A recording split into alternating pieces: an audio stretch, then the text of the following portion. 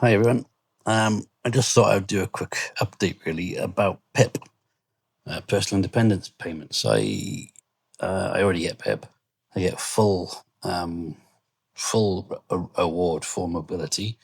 Hence, I've just got a mobility car.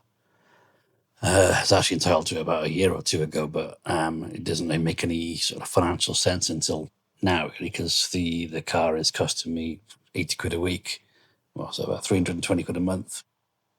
And I was paying HP on a car nearly 400 quid a month, so it makes sense. But aside from that, I think I'm on the lower rate for daily living. The last time I was interviewed was a couple of years ago, before becoming more ill. Obviously now things like the questions of can you get into a shower? Can you stand up and use the toilet? Sit down, and use the toilet? Can you make a sandwich? All those questions. Um, Especially if you link them to the worst days, the answers are all no. So I should be entitled to more of an award for daily living. I've never been a person that likes to claim things. I've always worked hard. I've always paid my taxes.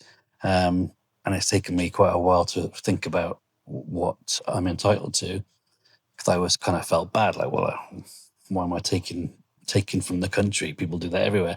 But like, as people have said to me, you've paid into it your whole life. You're entitled to it.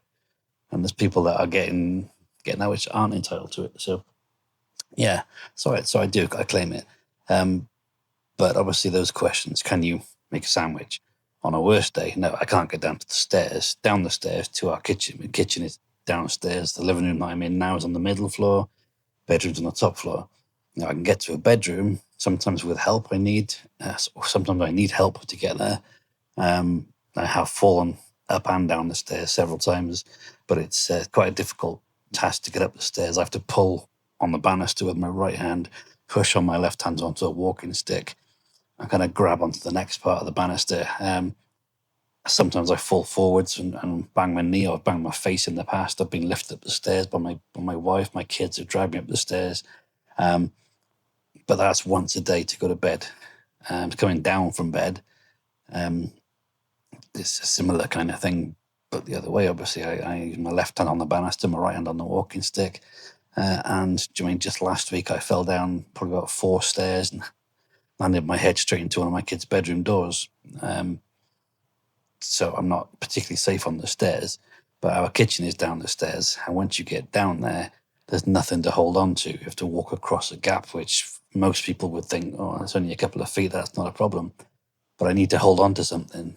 Um, so therefore I can't walk across the kitchen, which means I can't use the kitchen. So I've probably been in our kitchen in the last year, or just over a year now. I've probably been in there 4 or 5 times. Um, and that's the route to the back garden as well. So I haven't been in the back garden very much either. Maybe 2 or 3 times, just over a year. But things like that, things like getting into the shower, and I have a stool for the shower, and I fitted a shower holder.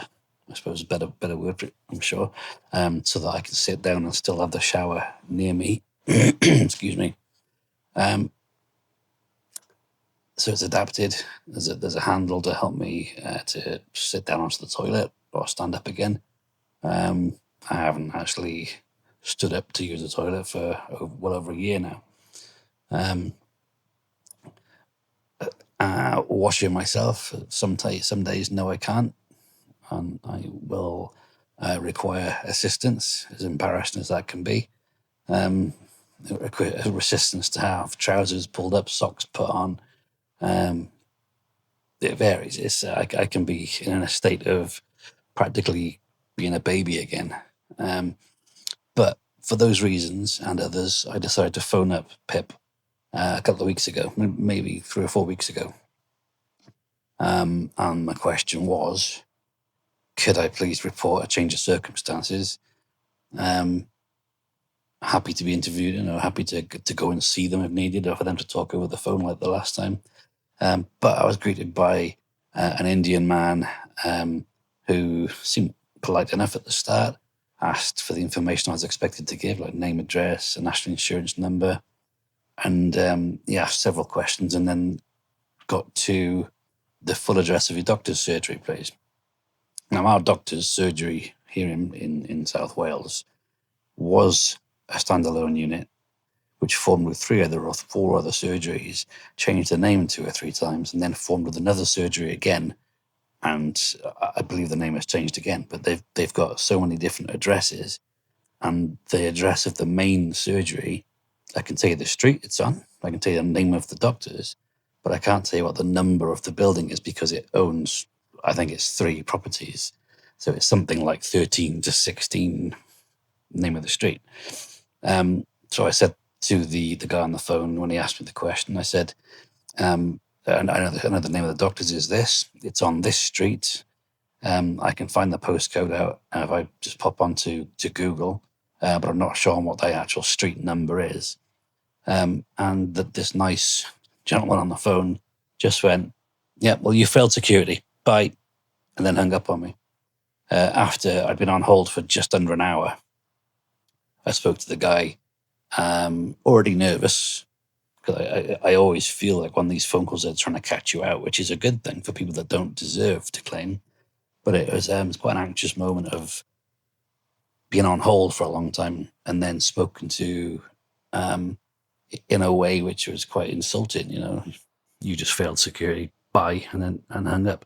There was no chance to say, "Oh, look, I don't know the number of the street, but I can find it for you." Anybody could find that out. Though not everybody could find out my national insurance number or the other security questions I answered. I asked my wife later on that day because I was quite annoyed.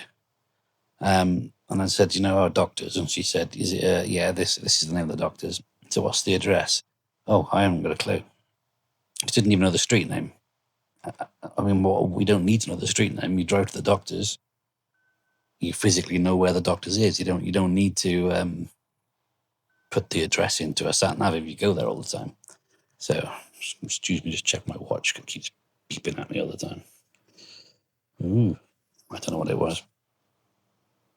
So anyway, yeah, that's just a quick rant really about PIP. They're there to help you.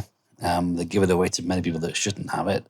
And when you've already been awarded it and they know that you are in need of it, or a strong word, I still hate to use the word disabled, they can torture you like that because you don't know the exact address of a doctor's. I mean, if he'd even said, "I'm sorry you failed security," even if he was polite and said, "I'm going to have to end this call now," it wouldn't have been so bad as just, "Oh, you failed it, bye." That was disrespectful, I think. So anyway, that was my update, and it's about PIP. What's your experience of PIP? Have they been good to you, bad to you? Have you been accepted, declined? I mean, my father had terminal brain cancer, and he was refused DLA, I think it was at the time, disability living allowance. But yeah, I've been, for the amount of times I've asked for help, I've been quite upset of how I was treated by them.